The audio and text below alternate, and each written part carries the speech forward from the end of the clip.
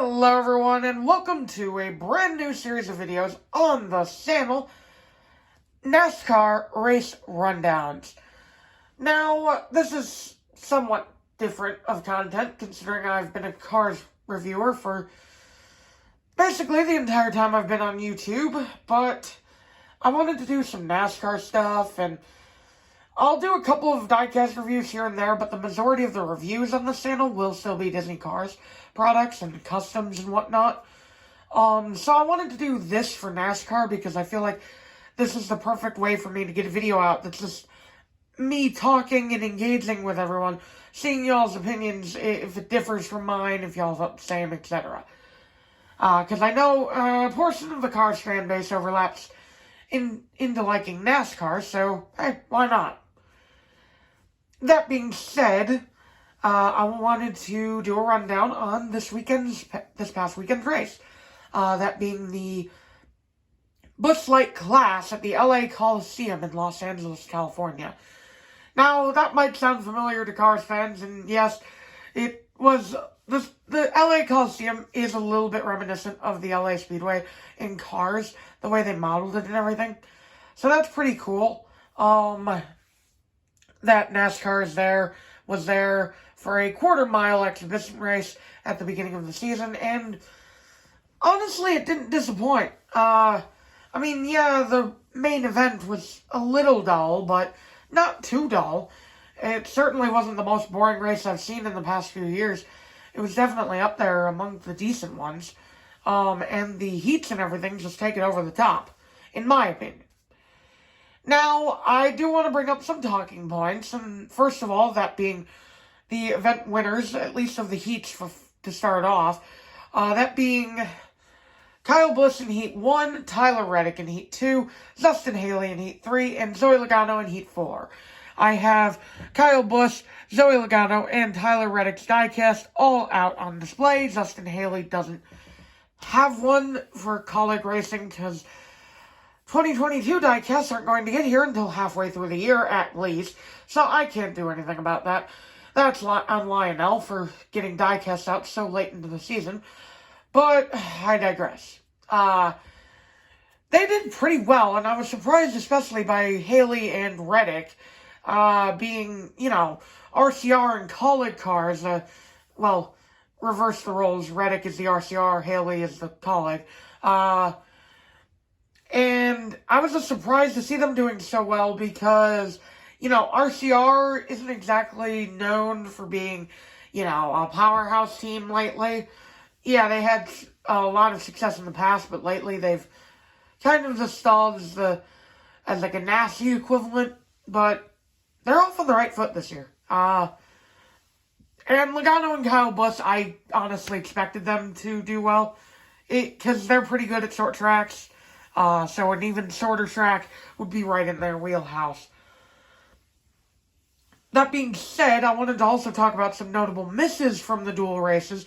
Drivers who missed the main event in the duels, that being Denny Hamlin in Duel 1, Martin Truex Jr. and Brad Keselowski in Duel 2, Kevin Harvick in Duel 3, and Kurt Busch in Duel 4.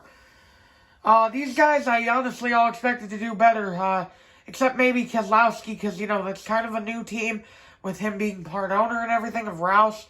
But the others, I kind of expected them to do better, especially Hamlin, Truex, and Harvick. Hamlin made it in by winning the first Last Chance qualifying race. So kudos to him, but Truex we'll get to in a minute. And Harvick, I don't even know what he was doing. Harvick was just kind of there. Anyway, I wanted to talk about Duel 4 real quick. With Ty Dillon stalling, yikes. First of all, Ty Dillon having the first mechanical failure for the next gen. And, it's clear that he was pretty miffed about it, because we'll get to that in a minute. And Austin Cindric also spun in that race. So, that was the most eventful duel, if you ask me. None of the other duels really were as eventful.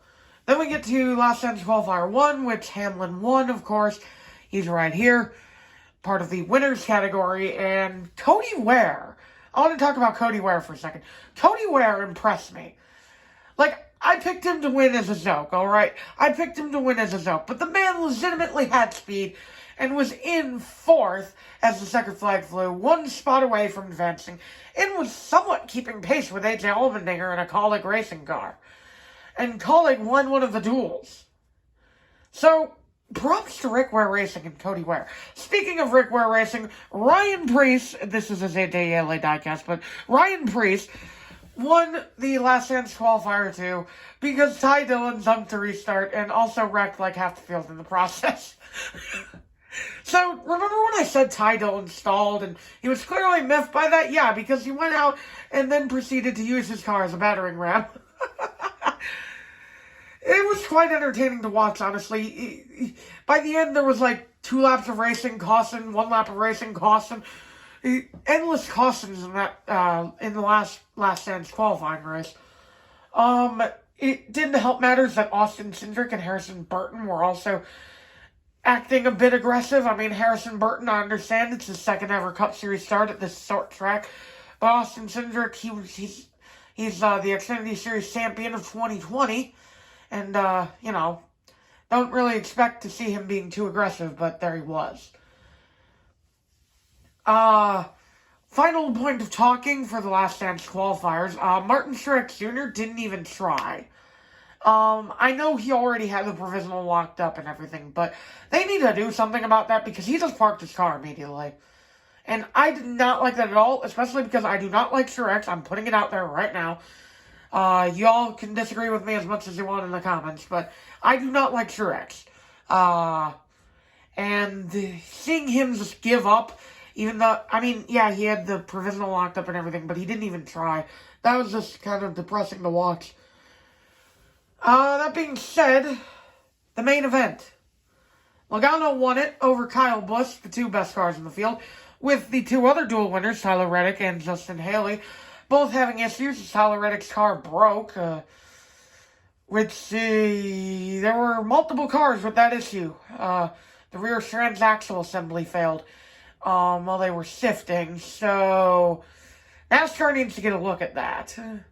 That being said, Haley was put into the wall by one Mr. Kyle Larson here, who seemed to be displeased about a move Haley made, but it wasn't actually Haley. I think it was Byron who got into Haley, who got into Larson. It was an accordion effect. So, yeah. That was a bit uncalled for on Larson's part, especially because he destroyed a next-gen race car, which are in limited supply right now. So having a wrecked next-gen already really hurts Colleague Racing. I wouldn't be saying, so much about it if the cars weren't in limited supply. That being said, finishing order, Logano first, Busch second, Dillon third. Very impressed with Richard Childress Racing as a whole. Tyler Reddick had the fastest car in the show before it broke on him, and Austin Dillon rallied for a 3rd place. Very impressed by Richard Childress, as I said earlier.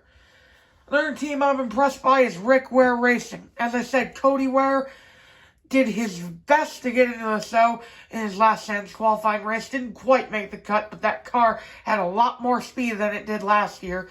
And Ryan Preece Lightning, as I like to call him, won his Last Chance qualifier because Ty Dillon got disqualified. Now, you can say all you want about disqualifying wins, but hey, he was in second when he was in second in a Rick Ware car. Come on, that's impressive. Also want to talk about Petty ZMS. I know Ty Dillon used his car as a battering ram several times, but he genuinely did have speed, rallying through the field a couple of times in the Last Chance qualifying race he was in. Yeah, with a couple of incidents, but he did have speed. As did Eric Jones, who finished 4th in the main event. The 43 car finished in a top 5 in the main event. That's phenomenal, especially considering how bad the 43 has been lately. And by lately, I mean the past 2 decades. Also want to talk about Colleague real quick. Justin Haley being one of the faster cars in the show before being punted out by Kyle Larson. And AJ Allmendinger, also pretty quick, getting into the show in his last chance to qualify. Colleague Racing looks pretty good right off the bat. Not great, but they're good. Teams that disappointed me are all right here, actually. Hendrick Motorsports didn't come out of the gate swinging like they did last year.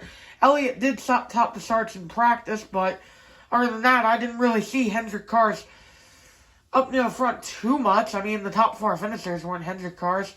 And, granted, I think Larson did get 5th, or was it Elliott? But either way, the whole Haley incident kind of put a damper on that for me. But I'm a Hendrick fan, so that'll probably rebound by Daytona. Roush was another one that disappointed me. Again, sorry for using outdated merchandise. That's a Ryan Newman on the table. But Keselowski just was not there, man. He just, I don't know. Maybe he was conserving his equipment because, he is part team owner. He didn't want to tear up his car too much and wanted to conserve as many next gens as he can. But either way, it kind of really sucks seeing him so far in the back a lot. Especially because that Violet Defense car, that thing looks sweet.